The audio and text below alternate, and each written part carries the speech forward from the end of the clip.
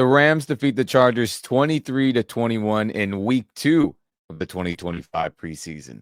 Who were some standout players? And we'll talk about other news and notes on this post-game reaction episode here on the Rams Up Podcast Network.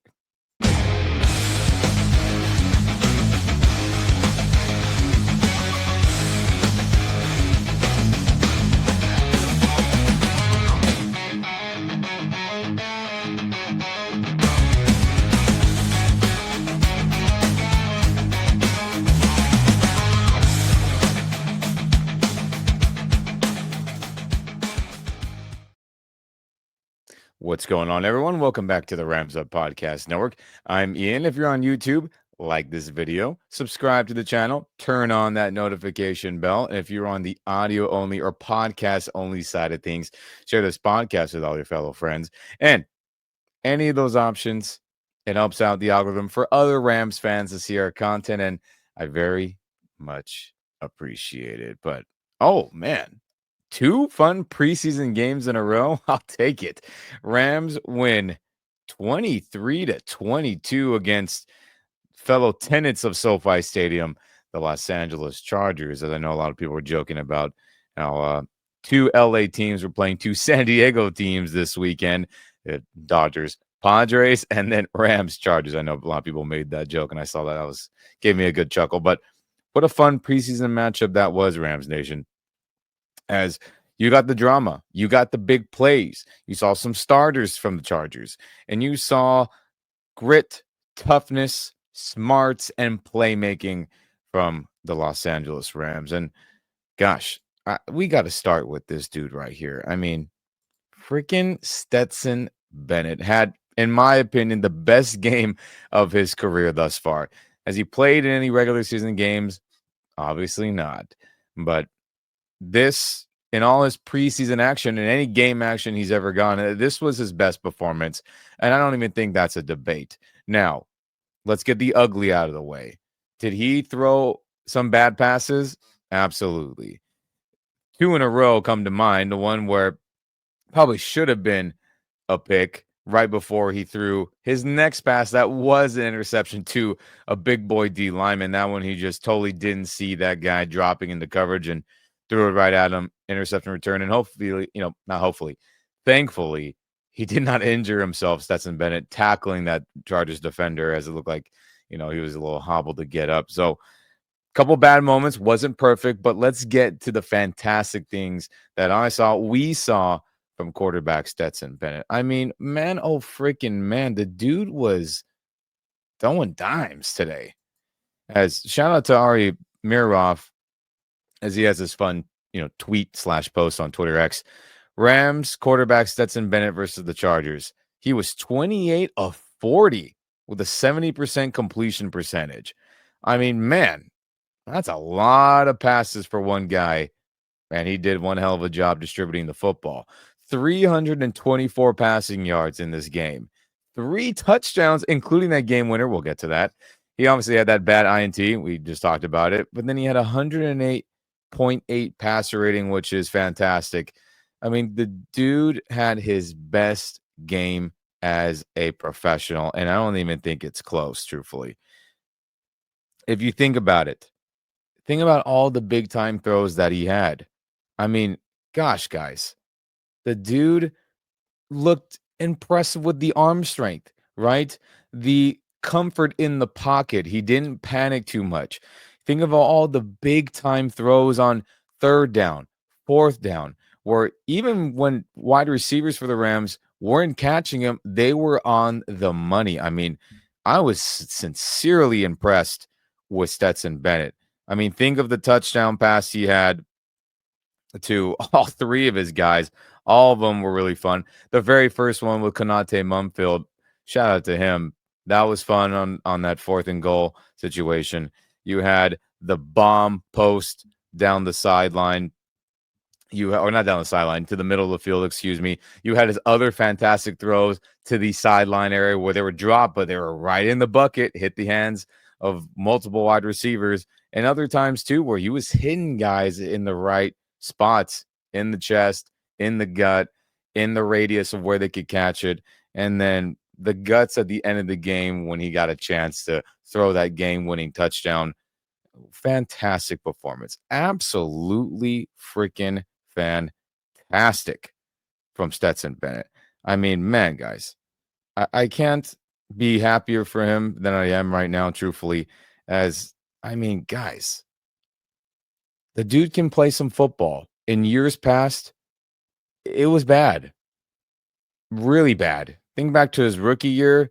Dude was horrible and then went away for personal reasons, mental health issues, whatever you want to call it.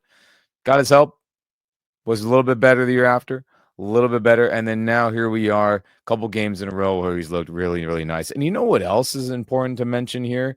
That the Chargers played their starters for a drive or two, but even on those drives where it was their starters versus or starting defenders against this Rams backup slash third string crew on offense, they did one hell of a freaking job, and Stetson still distributed the football well. And I think that's the biggest takeaway. Yes, the game winning drive and multiple Hail Mary esque throws in that game were fun from Stetson. But I think what you should be most proud of and most satisfied with is that he played well when the Chargers starting defenders were out there. Yes, there was no Khalil Mack and there was no Derwin James. Okay. But there's still 8+ other guys out there in that Chargers starting defensive unit. And they drove the ball. He threw well. And then obviously threw that touchdown pass to Konate Mumfield. So out of everything, you should be most proud that Stetson looked good against the Chargers starters, even if it was for a drive or two. But that matters the most. How do you look against other guys who are starting caliber players in NFL? And he and the offense as a whole look damn good. And shout out to him for having a nice game overall. And shout out to Rams PR for pulling up this fun stat here. After today's performance against the Chargers, quarterback Stetson Bennett leads the NFL preseason in passing yards with 512 and passing touchdowns with 5.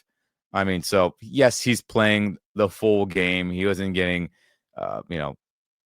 yanked in the third or fourth quarter for another guy to play like most other teams, right? Stafford's QB1, Jimmy's QB2, and then he's QB3 with obviously Dresser Wynn as the fourth camp, quote unquote camp barn guy. And I'm sure maybe we'll see some of them against Cleveland next weekend for the final game of preseason. But regardless, in all his snaps, he looks like an NFL quarterback. Looks like he belongs.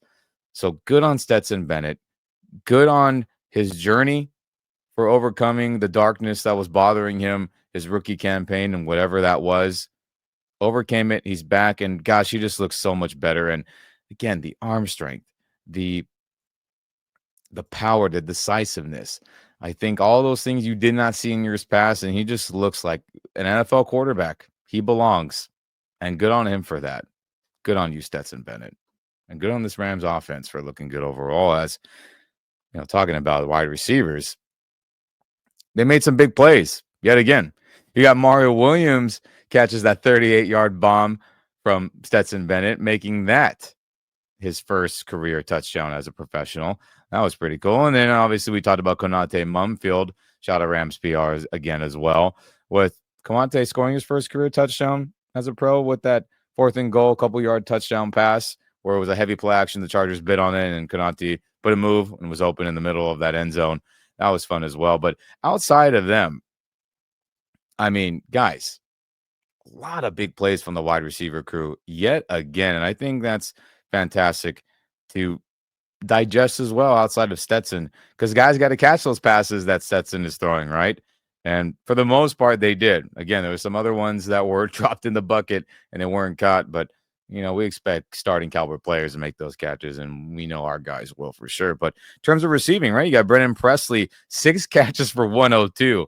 Fantastic. You got Xavier Smith, who looked like a playable rotating receiver on the regular season on a playoff team with 4 catches for 49. You have Mario Williams with those 2 catches for 46 yards and a touchdown.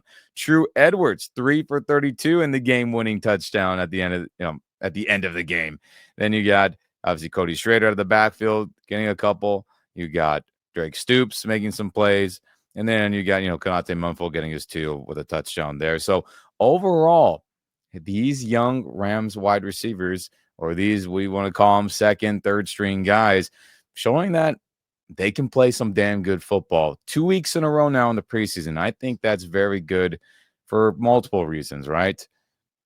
You never know with injuries, and the Rams wide receivers have a history of being banged up. Puka Nacua, Tutu Atwell, Jordan Whittington. Devontae's been pretty dang healthy, and that's been a blessing for him, and will hopefully continue to be a blessing for us this upcoming regular season and hopefully beyond that. But you never know. The Rams use a ton of wide receivers, 11 personnel, which is 3 wide receivers.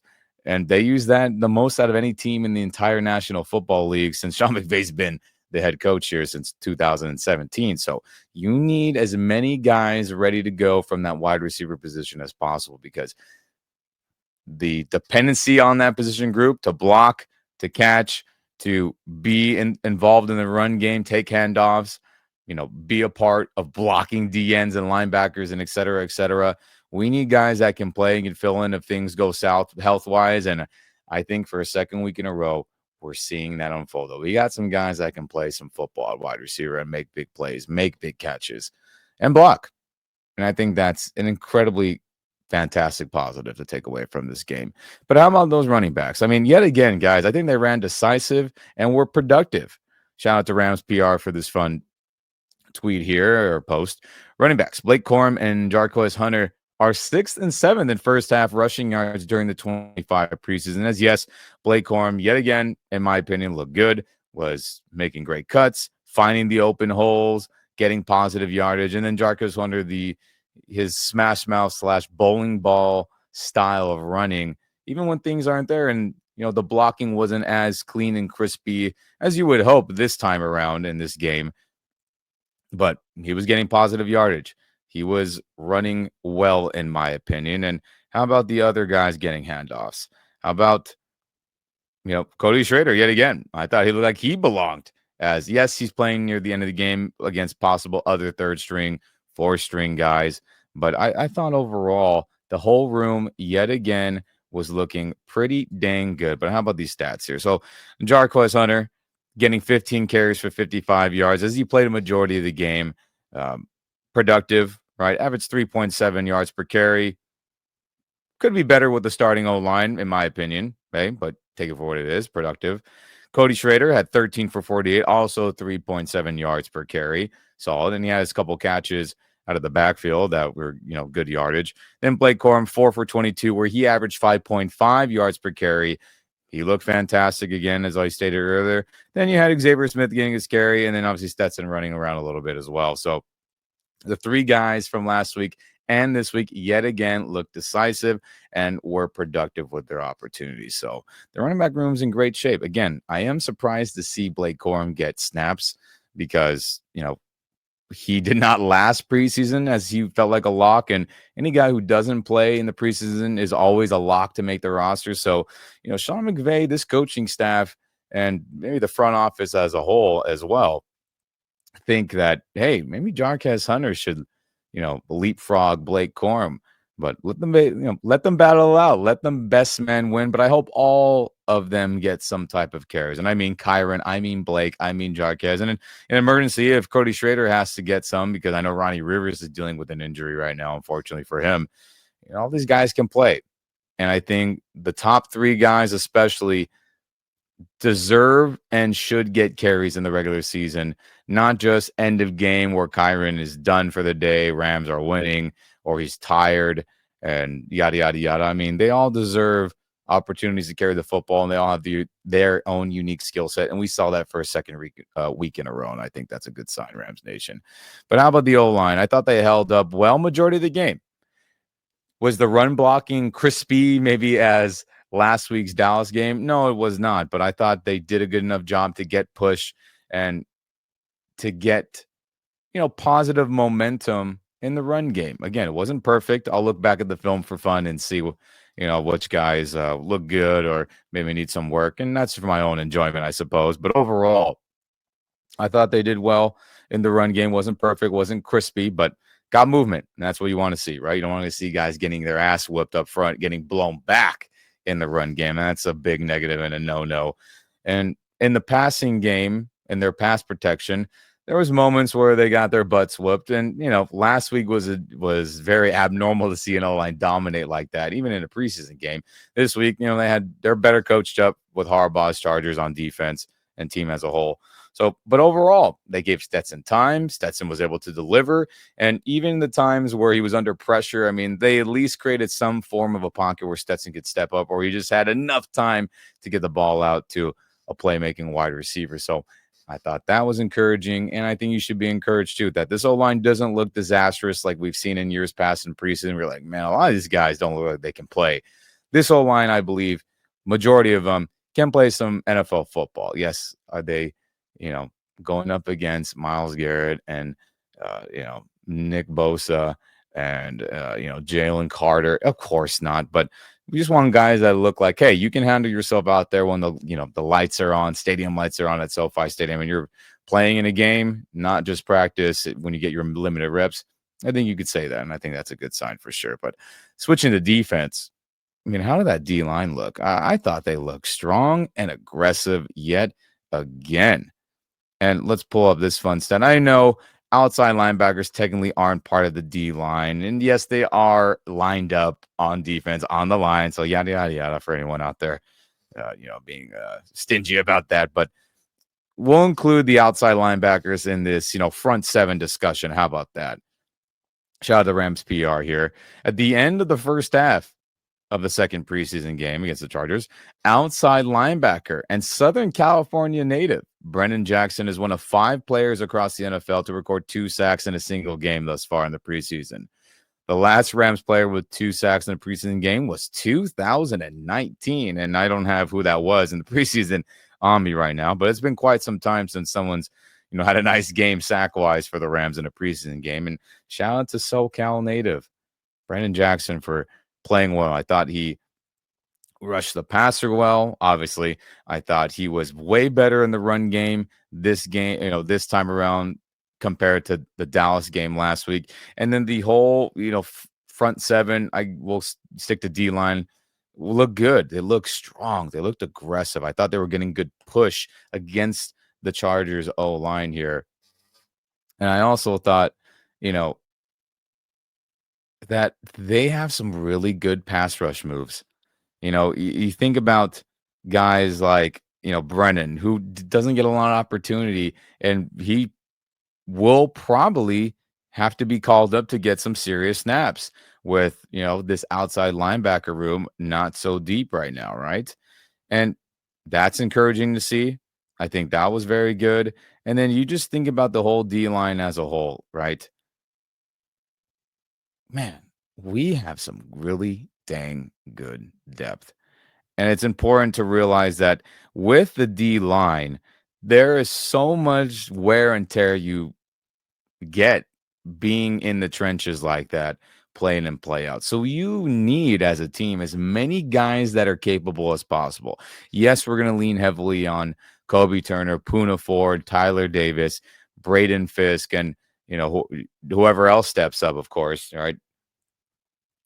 But those 4 guys need their breathers. They need their moments to rejuvenate on the sideline to get back in to be at their best rushing the passer. Kobe Turner's talked about it, how him being on the field, almost the entire game, switching from traditional D tackle to nose tackle back and forth, that there was times where he just didn't have, the juice he felt he needed on a play-and-play basis last year to get the quarterback, run down the running back as good as he thinks he can. And I believe him on that. So the depth that we're seeing evolve, behind him, behind the starters on that D line, you should be encouraged, and I am as well, for sure. And that includes the outside linebackers.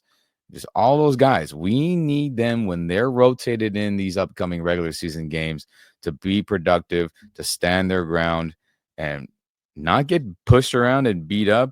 I think we saw that, and I think you should be, and I am just really, really happy about that. So, all right, let's move on here. How about those freaking inside linebackers? I mean, man, guys, we have a good little room right now, don't we? Sean Dolak, the undrafted free agent from the University of Buffalo, who was an All-American, he got to wear the green dot and be the Mike signal calling linebacker this game. Shout out to Rams PR. As Sean Dolak is second in the NFL and first half tackles during the preseason with 11.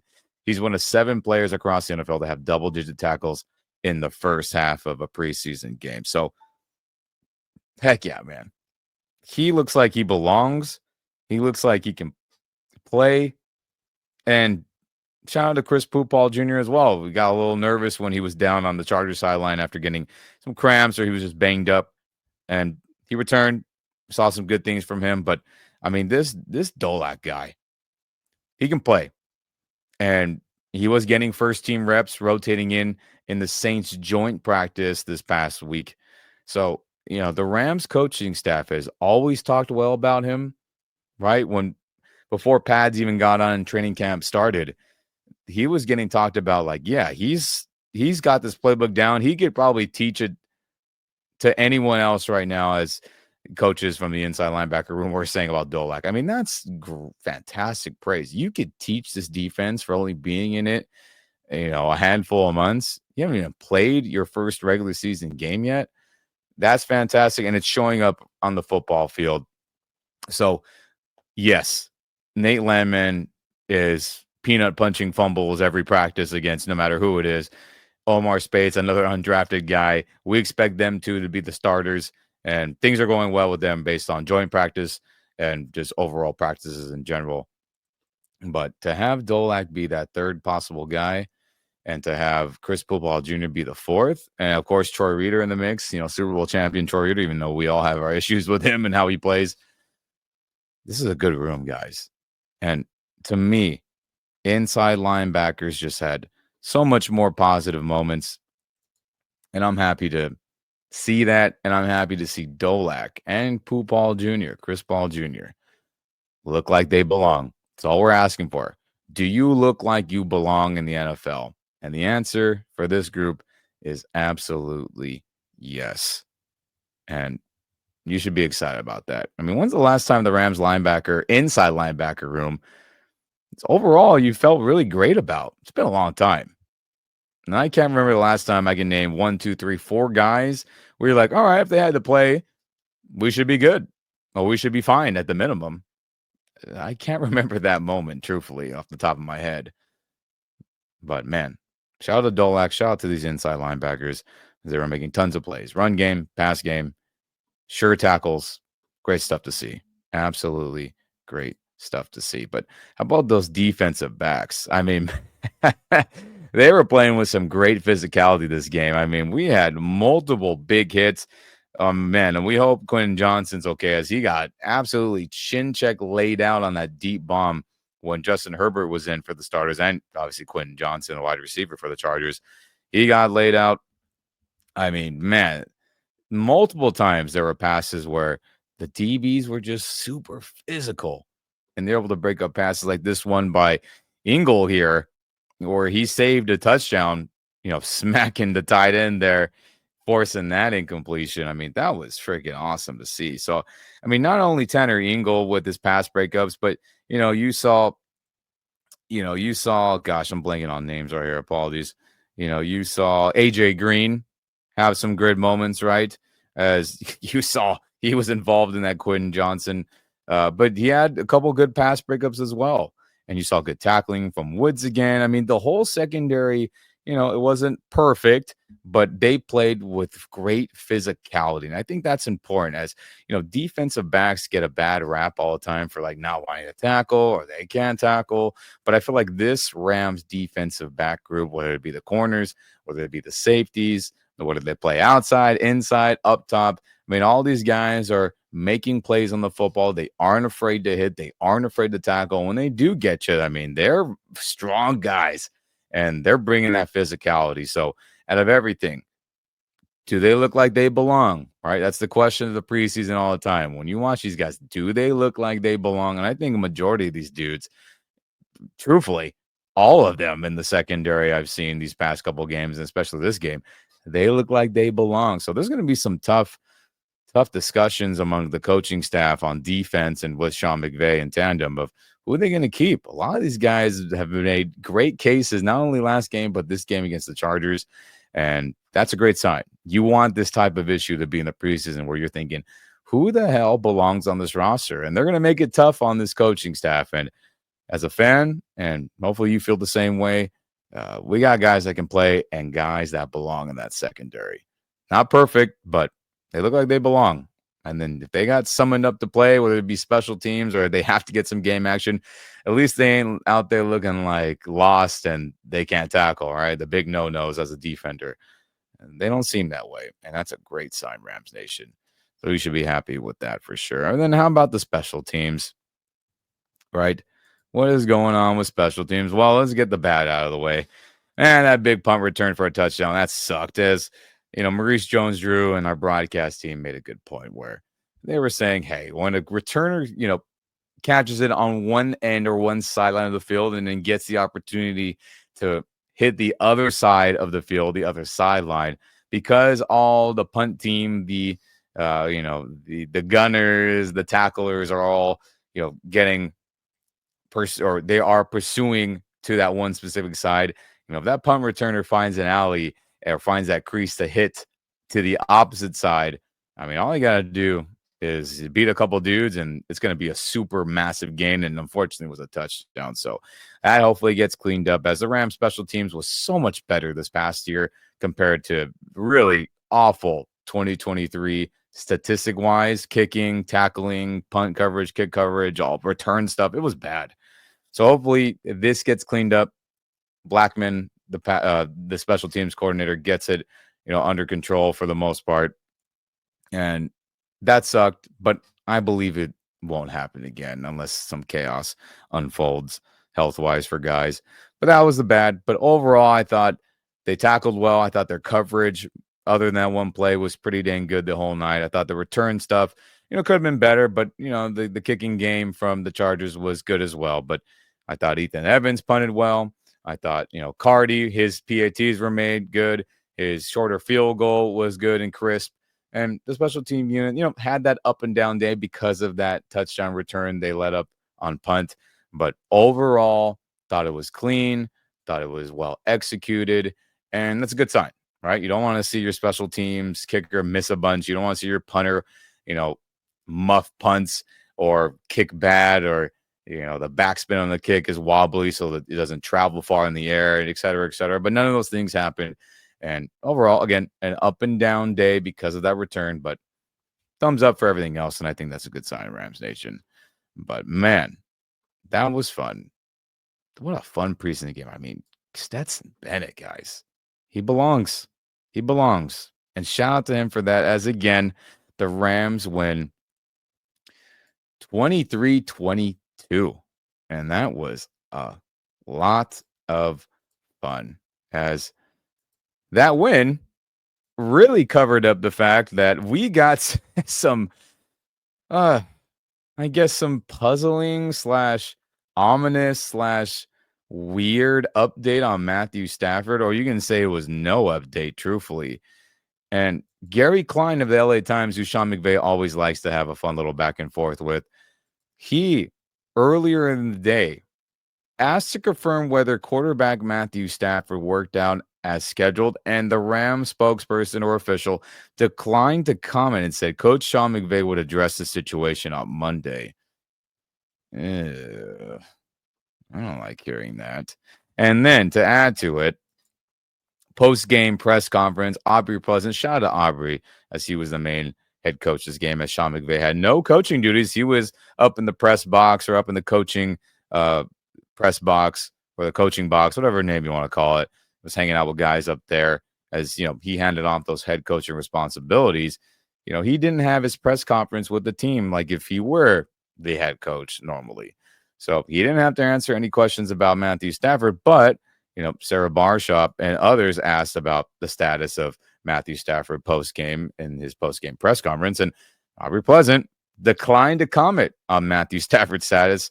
Pleasant deferred to Sean McVay, who was scheduled to talk on Monday. And Coach Pleasant was also asked after, hey, was Matthew Stafford on the sideline? As no one was, didn't see him. And the same thing, Aubrey Pleasant said again, I'll defer all the Matthew Stafford stuff to Sean McVay on Monday. And he said, hey, I was so busy with the head coaching stuff. I really didn't know. I didn't notice. La, la, la, la, la, la, la. Okay.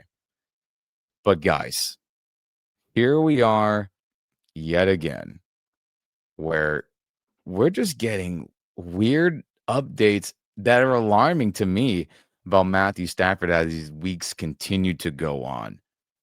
So I hope that he had his scheduled throwing session like he did last week, where he was going to throw 50, 60 plus passes and see how that back felt, that aggravated disc or possibly herniated. They're just not saying that word. And hopefully that did occur and he's feeling okay right now. And if it didn't happen, hopefully it's because, hey, well, maybe we'll do it on Monday or something along those lines. And we hope, I'm sure, that it wasn't because he didn't feel good enough to throw or because the pain and the issue is getting worse. But I think to Gary Klein's post, tweet here, how an easy question of like, hey, did Stafford throw? And they're just not going to say yes or no. And I don't think it's some crazy question where you can't say anything. And them just saying, oh, Coach McVay would address the situation on Monday. Ay, ay, ay, ay, ay.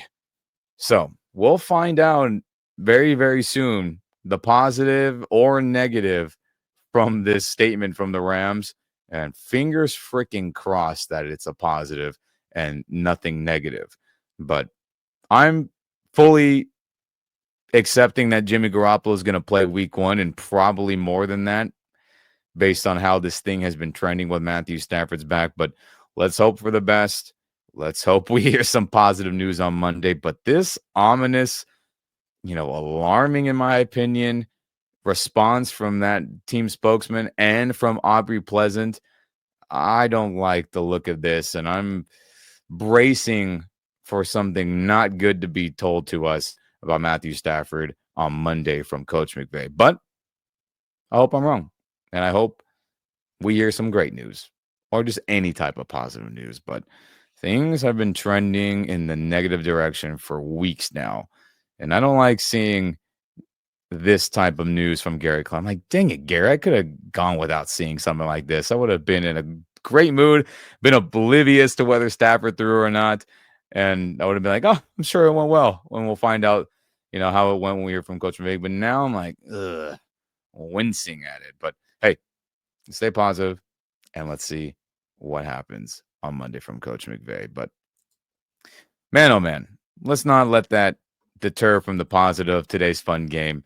As yes, Chargers, time to pay your rent, whatever that expensive bill is every season or every game, however that, or every month, however that breaks down between the Spanos family and the Rams Kroenke family. But the Battle of LA, as some people like to call it, was won by the Rams 23-22. And that was a fun preseason game. I'm hoping for another fun one next week against Cleveland out there in Ohio. So, Rams Nation, let me know in the comment section, who are you most impressed with this game?